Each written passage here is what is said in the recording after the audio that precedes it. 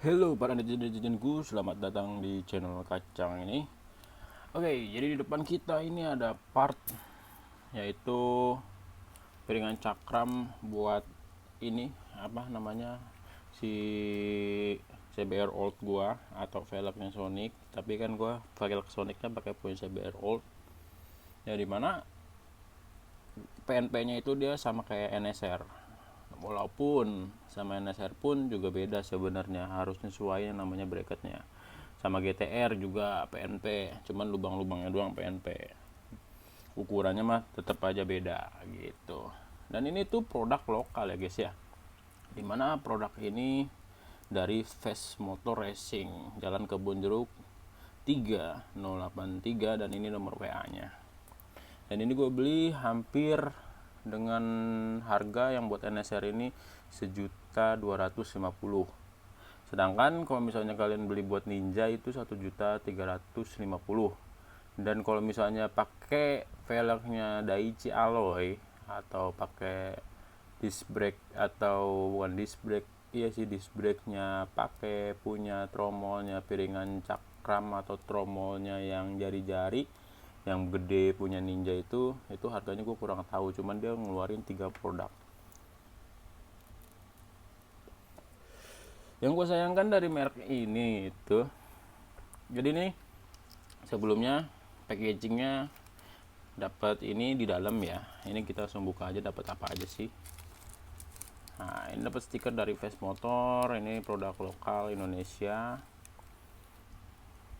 Terus ini dapat kartu namanya,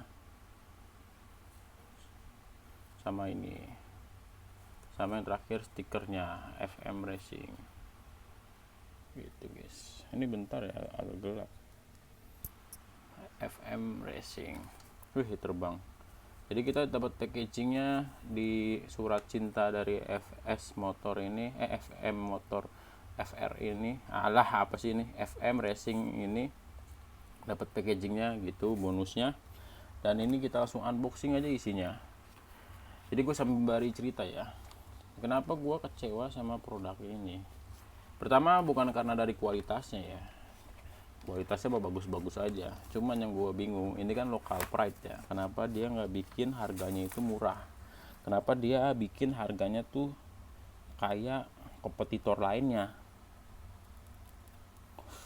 Dan dimana kompetitor lainnya itu menciptakan bearingan cakram kayak Bebro yang buat CBR Old, itu harganya juga sama karena nyampe sejutaan, bahkan karena barangnya rare nyampe 2 jutaan.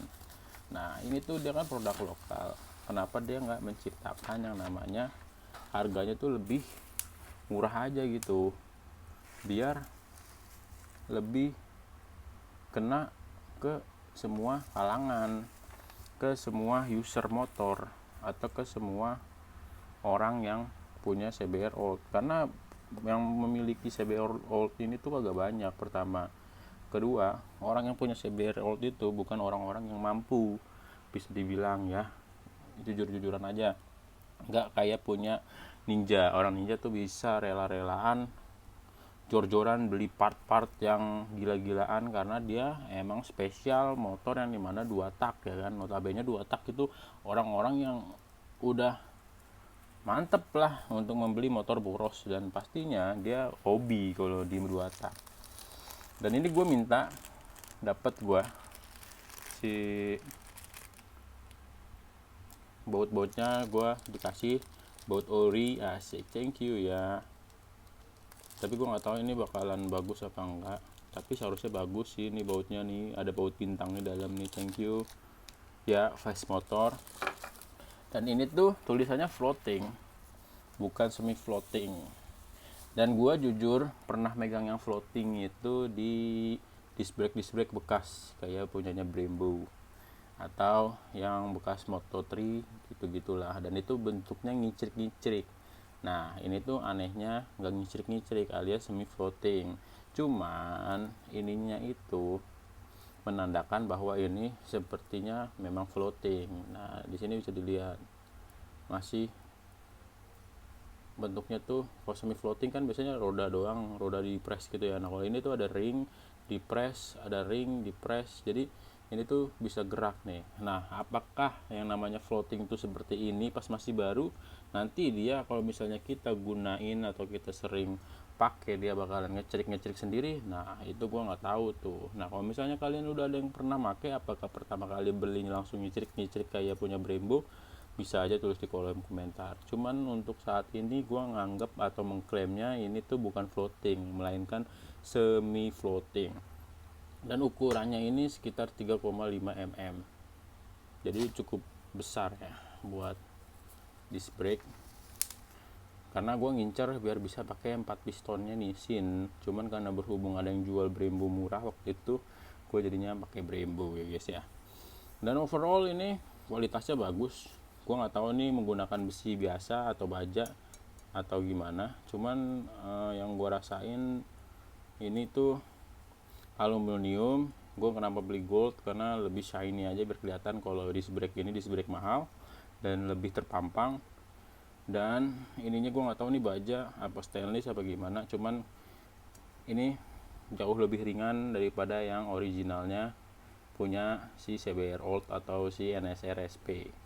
Karena kalau misalnya punyanya CBR Old itu walaupun kecil cuman berat, nah kalau ini tuh lebih ringan, lebih yahut lah. Dan ini lubangnya banyak-banyak, diklaim bisa membuang panas jauh lebih lama atau cepet ngirangin panas lah gitu. Cuman kalau menurut gua, kalau gede-gede kayak gini kalau dipakai harian bakalan cepet habis. Kenapa? Ya karena bagian dagingnya lebih sedikit. Jadi ya walaupun lebih pakem, cuman dipakai hari-hari lama-lama cepet habis.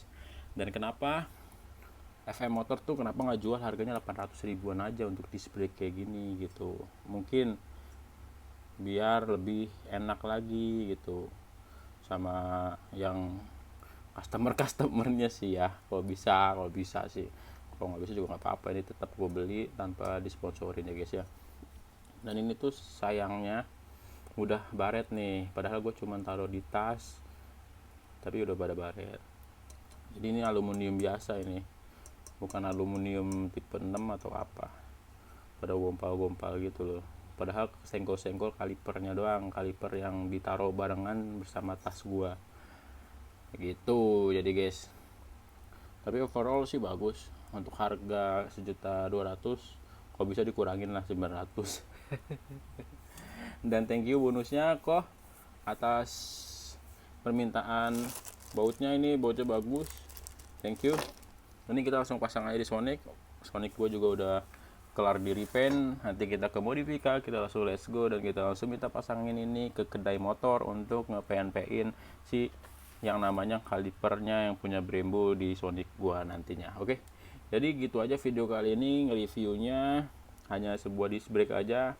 Gue pengen ngasih unjuk disc brake mahal lokal Pride ini. Oke, jangan lupa di like, comment, subscribe kalau misalnya menurut kalian video atau channel Kacang ini bermanfaat.